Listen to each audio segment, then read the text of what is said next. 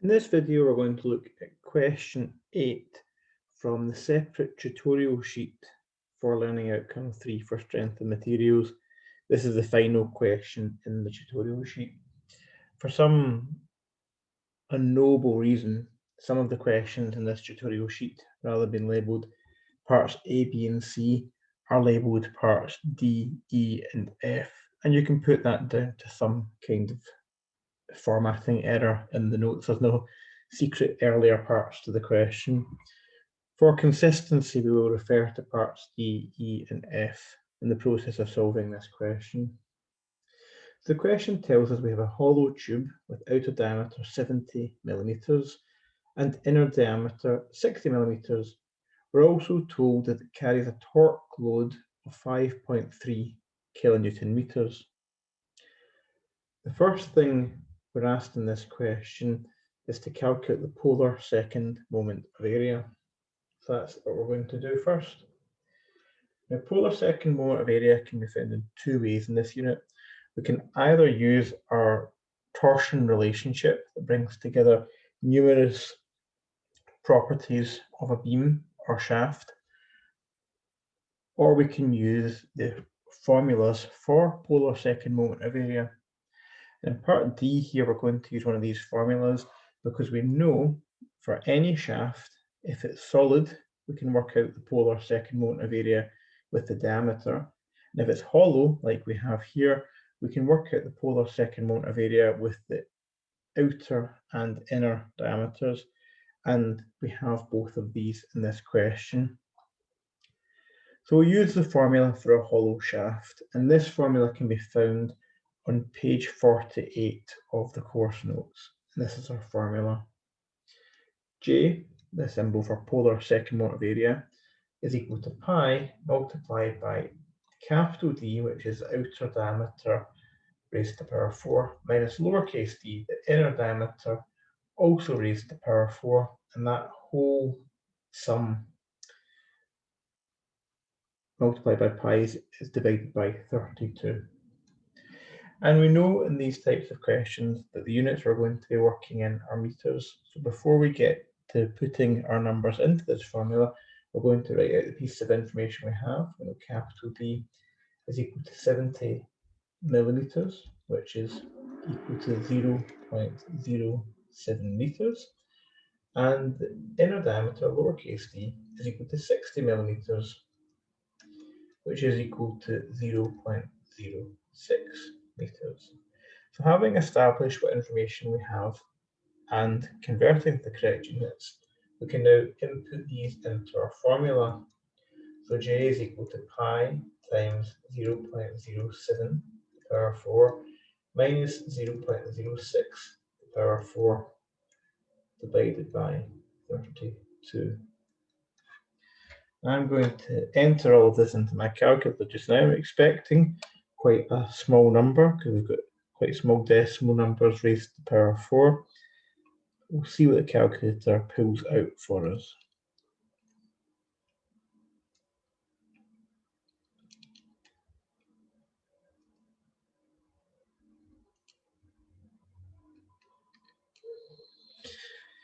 So the answer our calculator gives us, I'll give this to 4 significant figures, that is 3 numbers after the decimal point in scientific notation, 1.085 times 10 to the minus 6 meters to the power 4. And that's the sort of order we would expect for polar second moment of area in a question like this.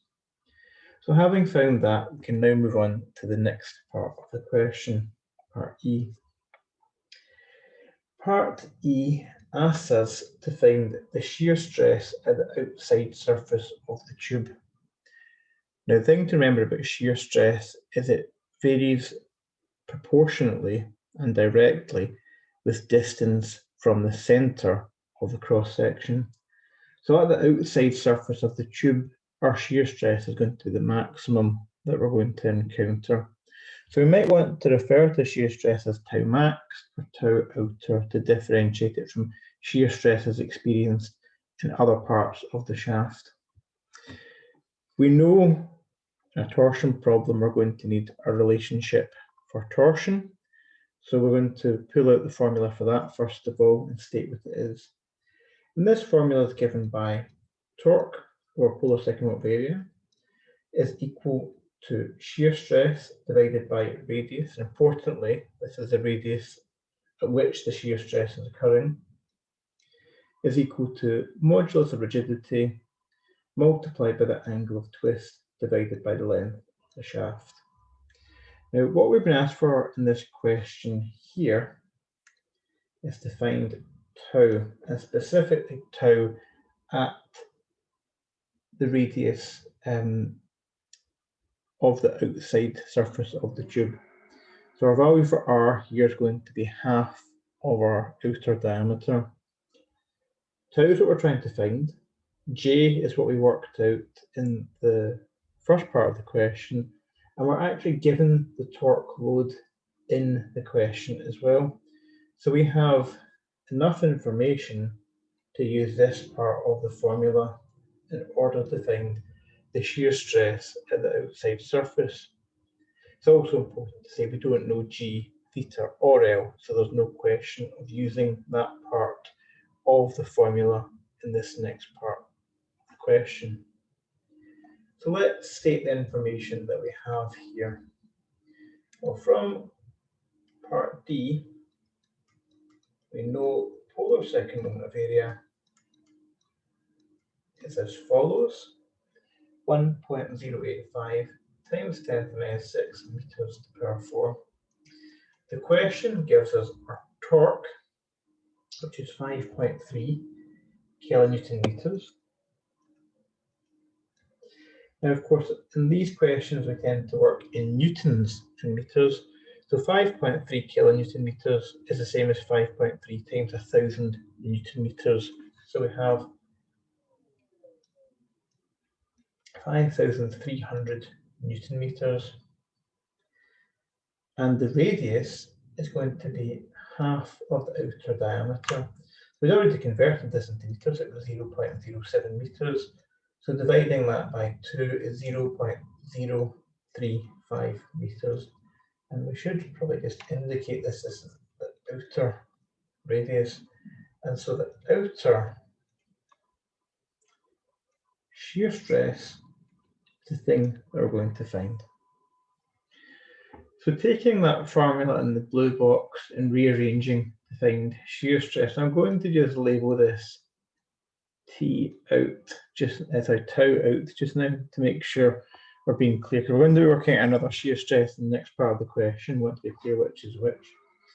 It's going to be equal to torque times the outer radius divided by the polar second moment of area. So let's put these numbers in now. Well, we now have 5,300 multiplied by 0.035 divided by 1.085 times 10 to the minus 6. So we can now put all of these numbers into our calculators, and this will give us the answer to part E.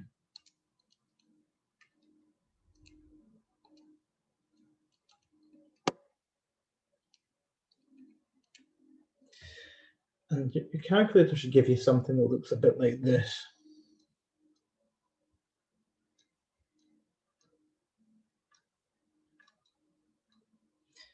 This is what shows up on my Casio. But of course, this is a very accurate answer based on numbers that we've rounded. So we're not really expecting to ever give an answer this precisely in an engineering problem like this. So I'm going to use my red pen now to show where the thousands and millions occur in this question. And what I'm going to say is this answer here is in newtons per meter squared. That's a unit for stress. So I'm going to take off 6 decimal places here. I say 6 places here. I'm going to divide by a million to convert to meganewtons per meter squared. I'm going to this is 171.0 because we take it to one place after that first red comma, we get 170.96, and of course, rounding to one decimal place here doesn't give us 171.0 meganewtons per meter squared, because I've converted this. In fact, let's be absolutely clear about what we're doing here. Where this comes from is because the answer above can be written as 171.0 times 10 to the 6 newtons per meter squared, and times 10 to the 6 newtons is the same as a meganewton, and that's where we've got the conversion in the final line of working there. So that's our answer for part E. Part F now requires us to find the shear stress at the inner diameter. Now the calculation for part F is going to be exactly the same as what we did in part E, except this time we're using the inner radius, because as I mentioned at the start of part E, shear stress varies proportionally with radius, so we'll have a lower shear stress at the inner radius, but we'll be able to work it out in the same way. So our values for J and T are exactly as they are in question E. So I'm actually just going to copy these two things down here. I have the luxury of doing that on the whiteboard. Copy, paste, these values remain the same. Now we have an inner radius, which is equal to lowercase d divided by 2, which is 0.06 divided by 2, which is 0.03. And we want to find the inner tau, the shear stress that occurs at the inner radius. But our formula will be the same as what we used, so I'm not going to worry about deriving it again. It's going to be equal to the torque times the inner radius divided by polar second moment of area. So 5,300 times 0.03 divided by 1.085 times 10 to the minus 6. And already you should see this has to be smaller than our answer to question part E, because we're multiplying by a smaller number on top and everything else remains the same, the value for torque and polar second moment of area. So entering this now into our calculators, what we're going to get is something like this. And of course, if you have rounded differently for your value for polar second moment of area, your answers will all be slightly different, but they should be of the same order. So again, here we can look at where the thousands and the millions take place, and I can say this is 146.5 times 10 to the 6 newtons per meter squared, and I can restate that as 146.5 meganewtons. I drop the times 10 to the 6 because dividing by a million lets us convert from newtons per meter squared to meganewtons per meter squared. There's absolutely no harm in leaving your answer at newtons per meter squared, but doing a little bit of tidying into the scientific notation, so we're only taking your answer to 146.5 times 10 to the 6 would be a sensible level of rounding, given that we can't really be accurate to the nearest newton per meter squared based on the numbers that we're using in this question. Other than that, this completes question 8 from the tutorial sheet. And so hopefully you can follow along with all of that. How we solved this question was using the formula for polar second moment of area for a hollow shaft given in the course notes. And then we used the formula for the simple torsion relationship also from the course notes. And we used the two parts of the formula on the left-hand side because that's the information we have. We use the same formula but with a different value for R to find the outer shear stress and the inner radius shear stress.